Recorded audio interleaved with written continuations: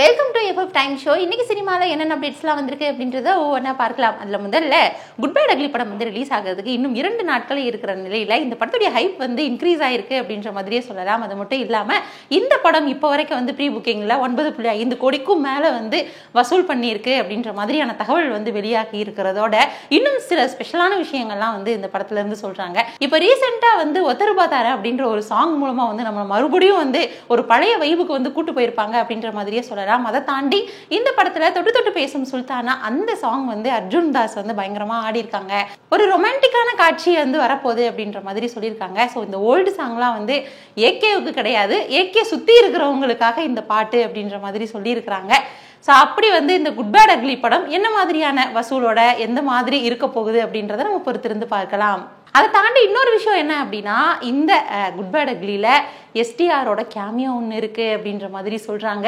So உண்மையாவே வந்து STR வந்தாங்கன்னா ஸோ திரையே வந்து தீப்பிடிக்கும் அப்படின்ற மாதிரி சொல்லலாம். என்ன நடக்க போகுதுன்றதை வெயிட் பண்ணி பார்க்கலாம். அடுத்த அப்டேட் என்ன அப்படின்னா, கேஆர்எஸ் திருக்குமரன் அவங்களோட இயக்கத்தில் நடிகர் அருண் விஜய் அவங்களுடைய நடிப்பில் வந்து உருவாகி இருக்கிற படம் தான் ரெட்டத்தலை. படத்துடைய ஃபர்ஸ்ட் லுக் போஸ்டர்லாம் வந்து ஏற்கனவே ரிலீஸ் பண்ணியிருந்தாங்க. இந்த படம் ரொம்ப நாட்களாகவே இன்னும் ரிலீஸ் ஆகாமல் இருக்கு. அதை தொடர்ந்து இந்த ரெட்டத்தலை படத்தில் இன்னும் சுவாரஸ்யமான நிறைய விஷயங்கள் இருக்கு. இந்த ரெட்டத்தலை படத்தில் வந்து இரட்டை வேடங்கள் வந்து அருண் விஜய் நடிச்சிருப்பாரு அப்படின்றத தாண்டி சான்சியஸ் வந்து இந்த படத்துக்காக மியூசிக் பண்ணியிருக்கிறாரு. இன்னொரு ஸ்பெஷலான விஷயம் என்ன அப்படின்னா, இட்லி கடை போஸ்டர்லாம் வந்து ரிலீஸ் பண்ணும்போது வந்து நமக்கு தெரிஞ்சிருக்கும் அருண் விஜய் வந்து ஒரு முக்கியமான பாட்டில் வந்து நடிக்க போறாரு அப்படின்ற மாதிரி, ஒரு வில்லன் கேரக்டர்ல கூட அவர் வரப்போறாரு அப்படின்ற மாதிரி சொல்லிட்டு இருந்தாங்க. ஸோ அந்த வரிசையில இந்த ரெட்டத்தலை படத்துலயுமே தனுஷ் அவங்களுடைய ரோல் வந்து இருக்க போது ஆக்டரா இல்லாம இந்த படத்துல வந்து ஒரு சூப்பரான ஒரு சாங் வந்து பாடி இருக்கிறாரா. ஸோ இந்த 2 பேருடைய காம்போல ரெட்டத்தலையும் சரி இல்ல இட்லி கடையும் சரி எப்படி வரப்போகுது அப்படின்றத நம்ம வெயிட் பண்ணி பார்க்கலாம். அடுத்த அப்டேட் என்ன அப்படின்னா, இயக்குனர் ஹரி அவங்களுடைய இயக்கத்தில் நடிகர் பிரசாந்த் அவங்களுடைய நடிப்பில் வந்து ஒரு புது படம் வந்து உருவாக காத்துட்டு இருக்கு. ஸோ இந்த படத்தை பற்றி ஸ்பெஷலான அப்டேட் என்ன அப்படின்னா, இந்த படத்தை பிரசாந்த் அவங்களுடைய அப்பாவே வந்து தயாரிக்கிறாராம். அது மட்டும் இல்லாமல் இயக்குனர் ஹரி அவங்களுடைய அறிமுக படமே வந்து தமிழ் தான். ஸோ தமிழ் அப்படின்ற படத்தில் வந்து பிரசாந்த் அவங்க தான் வந்து நடிச்சிருக்காங்க. இவங்க 2 பேருடைய காம்போவை நம்ம 23 வருஷம் கழிச்சு பார்க்க போகிறோம். ஸோ அப்படி இருக்கிற பட்சத்தில் இன்னைக்கு வந்து பிரசாந்த் அவங்களுமே நிறைய சேஞ்ச் ஆயிருப்பாரு. அது மட்டும் இல்லாமல் டைரக்டர் ஹரியுமே நிறைய சேஞ்ச் ஆயிருப்பாரு. ஸோ இவங்க 2 பேருடைய நாலேஜில் இந்த படம் வந்து எப்படி கிரியேட் ஆகி வரப்போகுது அப்படின்றத நம்ம வெயிட் பண்ணி பார்க்கலாம். அடுத்த அப்டேட் என்ன அப்படின்னா, இயக்குனர் அட்லி அவங்களுடைய 6வது படமும் நடிகர் அல்லு அர்ஜுன் அவங்களுடைய 22வது படமும் சேர்ற படம் தான் வந்து இப்போ உருவாக காத்துட்டு இருக்கு. சன் பிக்சர்ஸ் இந்த படத்தை வந்து தயாரிக்கிறாங்க. ஸோ அஃபிஷியலாகவே வந்து அனௌன்ஸ் பண்ணிட்டாங்க. அது மட்டும் இல்லாமல் ஒரு பிரம்மாண்டமான ஒரு படமாக வந்து உருவாகிறதுக்காக காத்துட்ருக்கு அப்படின்றதே இந்த படத்துல இருந்து ரிலீஸ் ஆன அப்டேட்ஸ் மூலமாகவே வந்து நம்ம தெரிஞ்சுக்கிட்டோம். அது மட்டும் இல்லாமல் இப்போ வரைக்கும் வந்து இந்த படத்துக்கு வந்து 650 கோடி பட்ஜெட் வந்து போட்டிருக்காங்க அப்படின்ற மாதிரி சொல்கிறாங்க. அதை தாண்டி இந்த படத்துக்கான மியூசிக் வந்து சாய் அபியங்கர் தான் அப்படின்ற மாதிரியான தகவல் வந்து வெளியாகிட்டு இருக்கு. ஏற்கனவே சாய் அபியங்கர் அவங்களுடைய வரிசையில் வந்து பல படங்கள் வந்து லைன் அப்பில் இருக்கு. ஒரு பக்கம் சூர்யா அவங்களோட வந்து பண்ணுறாங்க, இன்னொரு பக்கம் நம்ம லாரன்ஸ் அவங்களோட பண்ணுறாங்க, அதுக்கப்புறம் சிம்பு அவங்களுடைய வந்து சேர்ந்திருக்கிறாரு.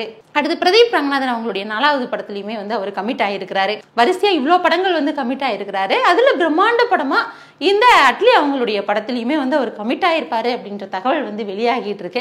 ஸோ அவர் வந்து எந்த மாதிரியெல்லாம் வந்து மியூசிக் பண்ணி நமக்கு வந்து டெலிவர் பண்ண போறாரு அப்படின்றத பொறுத்து இருந்து தான் பார்க்கணும். ஏன்னா இதுவரைக்கும் அவருடைய வந்து இசையிலையும் பாட்டுலையும் வந்து நம்ம சாங்ஸ் தான் 3 சாங்ஸ் வந்து பயங்கர ஹிட் ஆகி பார்த்துருக்கோம். ஆனால் ஒரு மூவி அப்படின்னு வர்றப்போ அவருடைய ஒர்க் வந்து எந்த மாதிரி இருக்க போகுது அப்படின்றத நம்ம வெயிட் பண்ணி பார்க்கலாம்.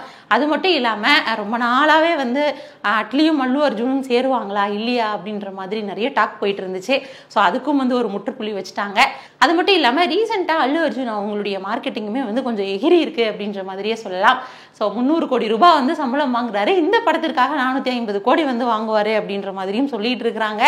ஸோ என்னெல்லாம் வந்து இந்த படத்தை பற்றின அப்டேட்ஸ்லாம் அடுத்தடுத்து வரப்போகுது அப்படின்றத நம்ம பொறுத்திருந்து பார்க்கலாம். அடுத்த அப்டேட் என்ன அப்படின்னா, வெங்கட் பிரபு அவங்களோட இயக்கத்தில் சிம்பு அவங்களுடைய நடிப்பில் மாநாடு படம் வந்து ரிலீஸ் ஆகி இருந்துச்சு. இந்த மாநாடு படம் வந்து சிம்பு அவங்களுக்கு ஒரு டேர்னிங் பாயிண்டான ஒரு ஃபிலிம் அப்படின்ற மாதிரியே சொல்லலாம். மறுபடியும் அவருடைய கெரியரை கொஞ்சம் தூக்கி விட்ட படம் வந்து மாநாடு அப்படின்ற மாதிரி சொல்லலாம். ஸோ நிறைய ரசிகர்கள் வந்து கொண்டாடக்கூடிய படமாக வந்து மாநாடு படம் அமைஞ்சது.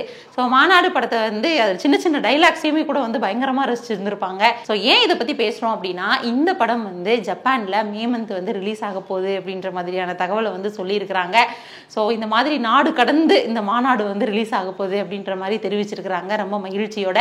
என்ன நடக்க போகுதுன்றதை நம்ம வெயிட் பண்ணி பார்க்கலாம். அடுத்த அப்டேட் என்ன அப்படின்னா, கிறிஸ்டோபர் மெக்யூரி அவங்களுடைய இயக்கத்துல மிஷன் இம்பாசிபிள் 8 படம் வந்து ரிலீஸ் ஆக காத்துட்டு இருக்கு. டாம் க்ரூஸ் அவங்களுடைய நடிப்புல மே 23ஆம் தேதி இந்த மிஷன் இம்பாசிபிள் 8 படம் வந்து ரிலீஸ் ஆக போகுது. இந்த படத்துக்கான ட்ரைலர்லாம் வந்து இப்ப ரிலீஸ் பண்ணிட்டாங்க. பொதுவாகவே வந்து நம்ம மிஷன் இம்பாசிபிள் படத்தை பத்தி பார்த்தோம் அப்படின்னா அதோடைய சீரீஸ்லாம் வந்து பயங்கர ஒரு ஆக்ஷனா இருக்கும். அது மட்டும் இல்லாம டாம் க்ரூஸ்க்காகவே வந்து இந்த படத்தை வந்து நம்ம பார்க்கலாம். நிறைய ஒரு ஸ்டண்ட் காட்சிகள்லாம் வந்து இந்த படத்துல வச்சிருப்பாங்க. வியக்கக்கூடிய அளவுல தான் வந்து இருக்கும்.